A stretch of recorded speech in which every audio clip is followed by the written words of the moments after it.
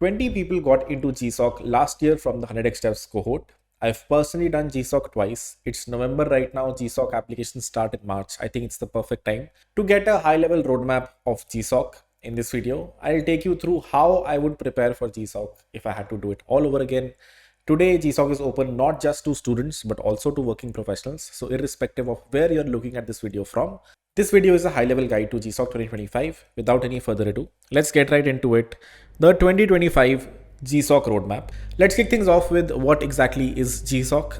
There are various definitions. Long story short, it's a 2 to 3 month internship that you do with an open source organization, an organization whose code is open source, everyone can read it, and Google sponsors it. Google pays for the internship. The open source organization gets a bunch of contributors that work on the code base over the summer.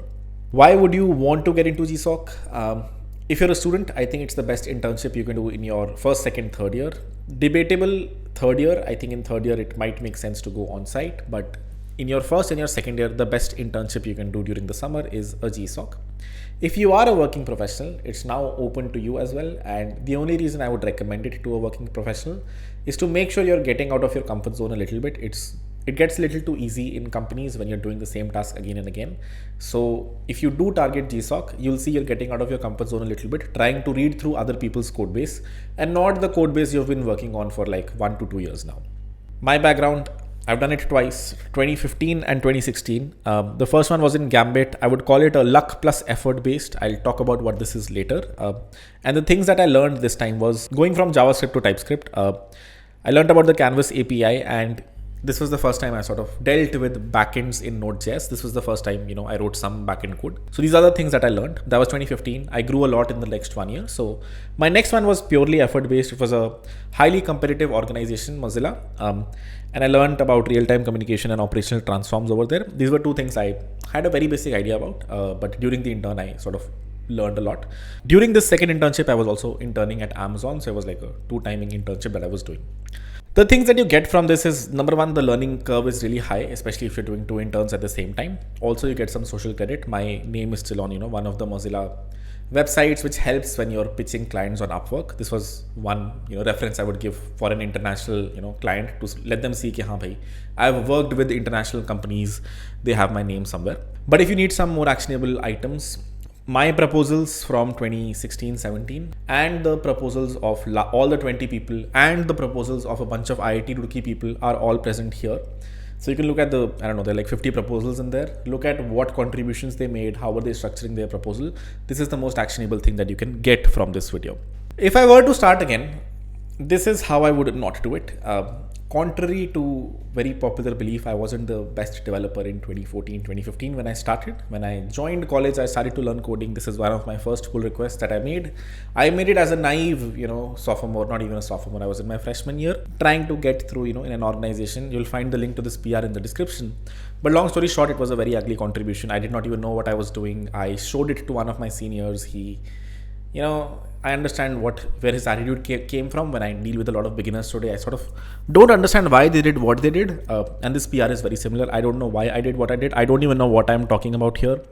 The maintainer is clearly telling me, I am not sure this really fixes the issue. And my response is, if it is so, then the text is irrelevant. We could delete that part from a file. This is beginner's syndrome.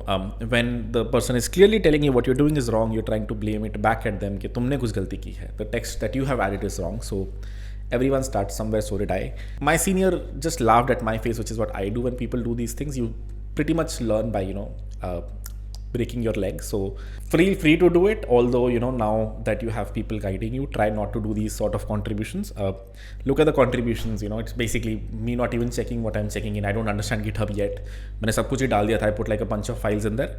So it gets a little infuriating for contributors. And now that a lot of people are contributing, वो बहुत ज़्यादा बढ़ जाता है. So try to make sure you're contributing to actionable items and, actually helping them. This is good, number one, for your selection. I mean, if you're making PRs like this, forget about getting selected. And number two, keeps the community clean. I think open source communities have had some controversies in the past. Let's avoid them.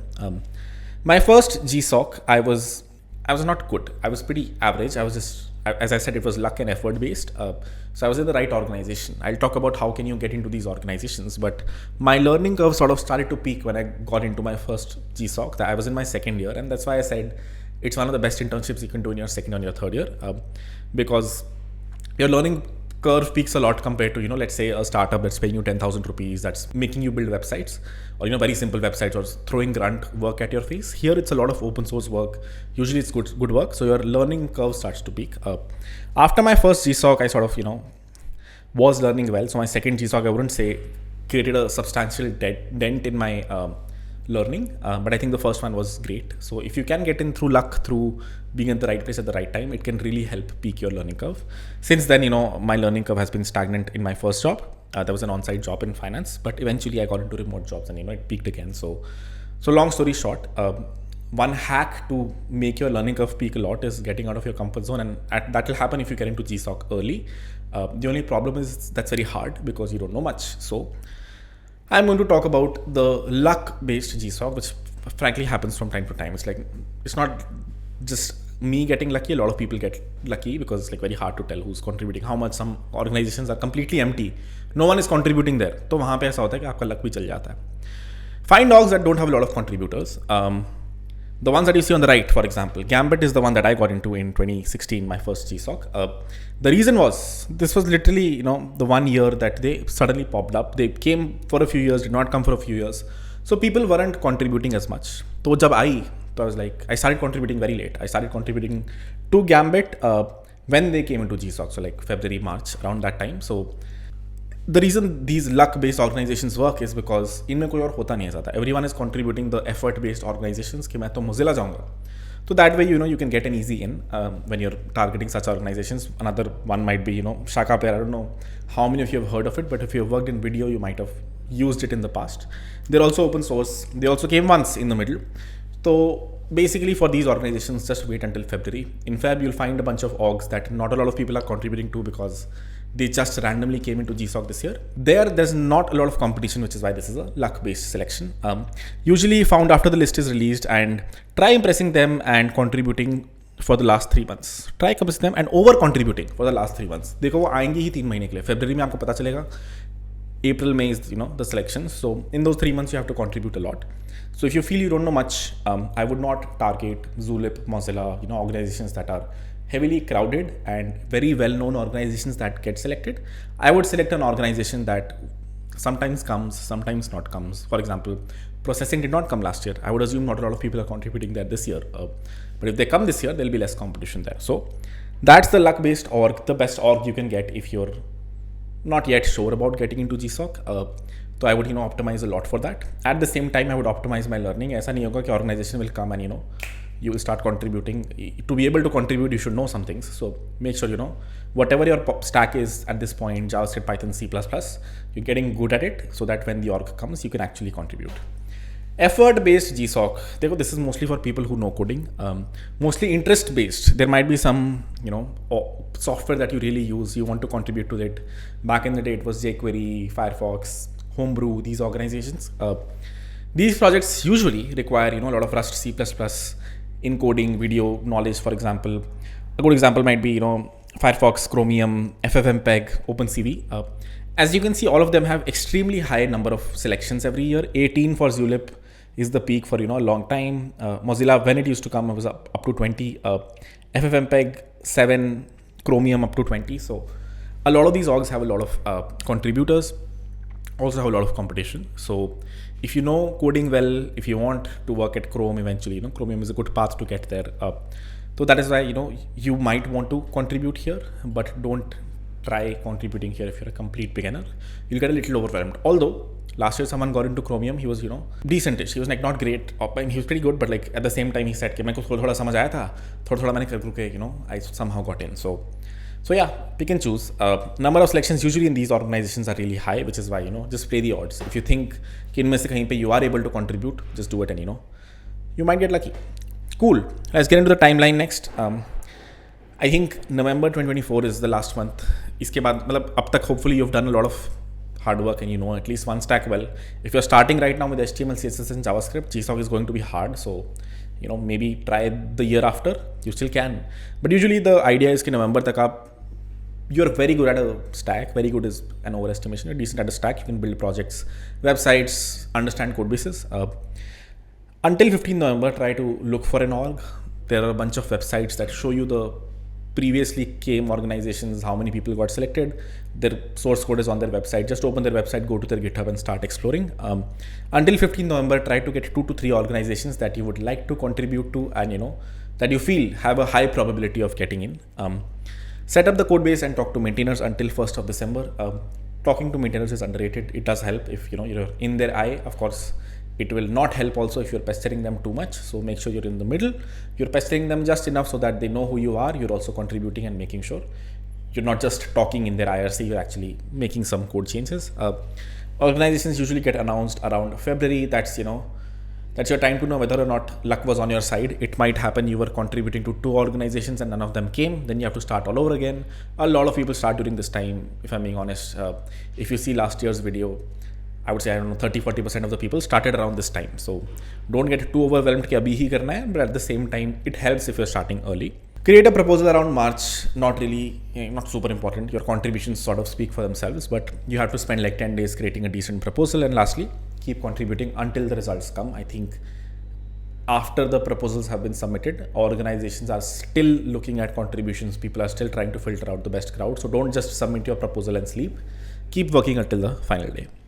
My top picks for organizations, basically if I was contributing today, I would look at a bunch of orgs that have a lot of people coming and have a lot of selections. At the same time, the tech stack that I can understand. So generally to beginners or even advanced people, JavaScript and Python is the most recommended stack. A lot of projects there and easy to understand languages, very commonly available code bases. Usually people have worked on them.